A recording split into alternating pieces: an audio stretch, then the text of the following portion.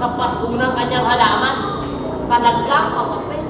Ikaw naman kasi, Boglan. May baso na naman doon. Bakit napasulo pa ng halaman yung ginagawa pinagkaitan ng algin? Siyempre, para mahilig ng mga dyan ko.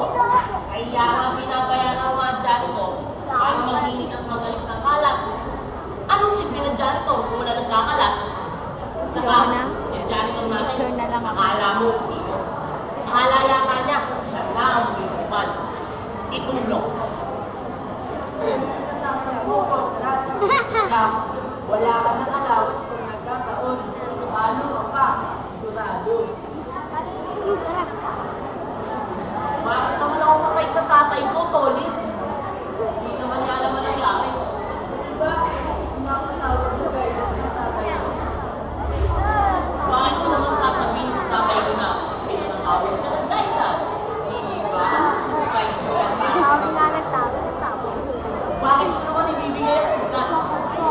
Bukas, pagpasok natin, sasabihin ko na pinagbago ko na yung nanay at tatay ko. Ay, grabe. Nasa conference. Paano? Tawagan ng parents ko. Kinakalikot namin. Pwede tawagan. Makakausap kayo. Bakit naman hindi?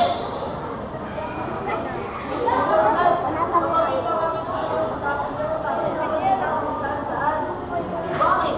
Di makuhuli ba? Wala namang ibang tao dito. Saka, meron yan. Ay, walang tawa. Pinahuli ba? Minsan nga. Walang ata sa lalaki. Walang nakikitang ito. Nakakaya. Ba't nga nakamad na kayo? Harapan ng bahay nyo. Ano ba na Ang baho. Saka sa ninyo, ang bahan man ng basura. May mga pagalinis naman ang kalsada eh. Mga kamanggalang. So, pwede lang wala naman halong nagagawa. Ng bahay natin. Kaya lang, ang kapitbahay namin, doon,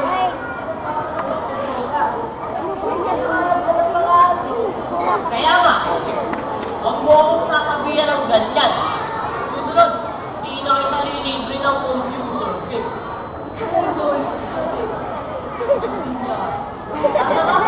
Baka puno na internet ang pinaglalaroan natin. bakit tayo excited? Exam ba? Tama na nga yung pag-group yung game mo. Kasama ka ba o hindi? Tama nga po, iwala natin yan. Bali question. Kasama na nga. Opo, bakit?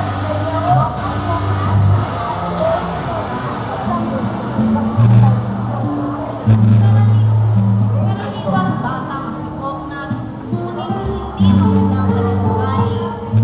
Sa paaralan ay lagi siyang pinatawag sa guidance office o kaya ay sa principal's office.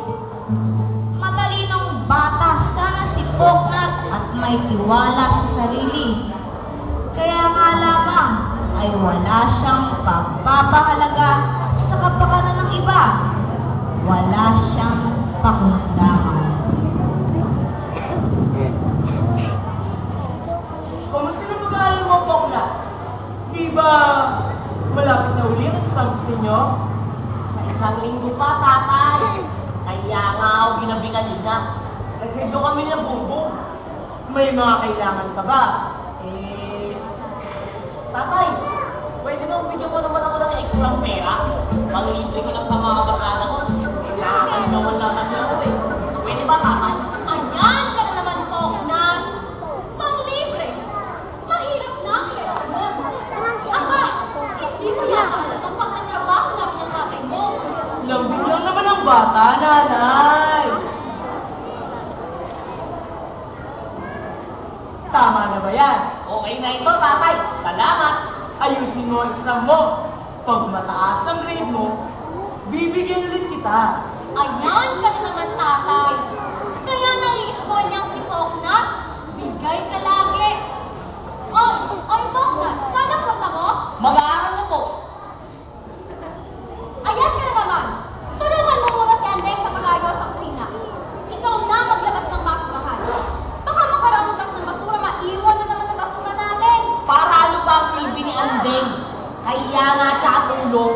gumawa ng mga gawaing bahay. Si Andeng ay katulong, hindi alipin. Saka huwag ka mang ganun kay Andeng. Anak, huwag mong kalilimutan, si Anday na nagpalaki sa'yo halos. Isang taon ka pa lamang na maging kasambahay natin si Anday. Tutulong ka po! Ilabas mo lang ang basura, tapos mag-aaral ka na. Hindi ko maintindihan niyang anak mo. Parang lumalaki, hindi ko na gusto ang naging ugali. Ikaw naman, teenager na kasi. Awkward stage. Hindi kaya tayo nagkukulang? Ano ka tayo naghahanap buhay? Naiiwanan dapat si Koknat kay Andeng? Maayos naman ang paaral ang pinagpasukan natin kay Poknat. Saka, hindi naman tayo nagpapabaya kung narito tayo. Isa pa, ilang taon na lang, kulihin na si Poknat.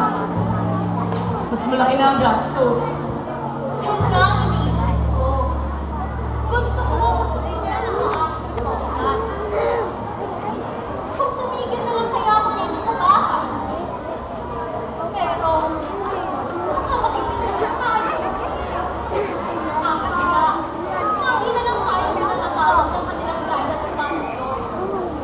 Dahil sa mga kalokohang ginagawa ni Koknat.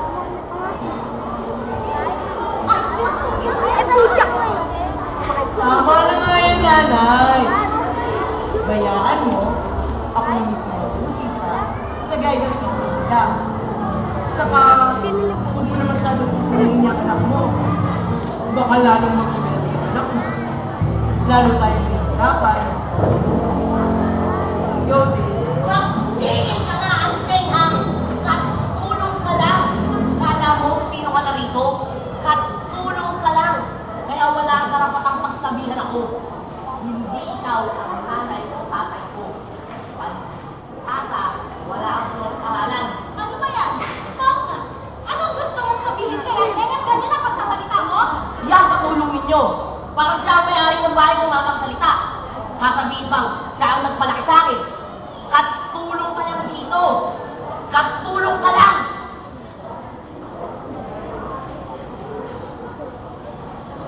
Anong nangyari, Andeng? Bakit ganyan ang ayos mo? Ito kasi. Sabi mo naman, kung nga niya ilabas ang basura, ako na maglalabas ko na dapat sumayos na poseta. Pinabihan ko ang tulungan ka. Bakit ganyan ang ayos mo?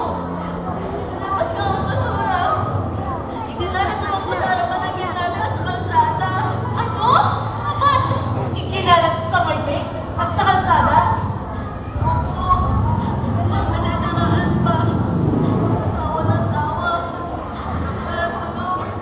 Ang tugas ko. Kahit dalawa din pagkamali ni Tito. Bakit ka ba? Ang sabi mo lang naman. Aligin mo rin ang asal. Na ayaw ko mapasama siya. Ang sabi mo. Ako na mamilinis. Nilinis ko na nga ako eh. Kasi napaalam sa kuya niya na maglalaro daw. Tapos, Sabi ko kanina sa kuya niya maglalaro daw. Oo nga, ayun. sabi niya ako. Tawag ko rin siya.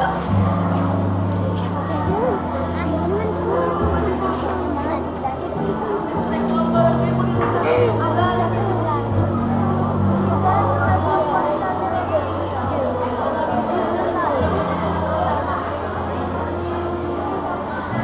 Isang araw nga ako. Sinaway na ako ng kapitbahay natin. Kaya ulit mo na.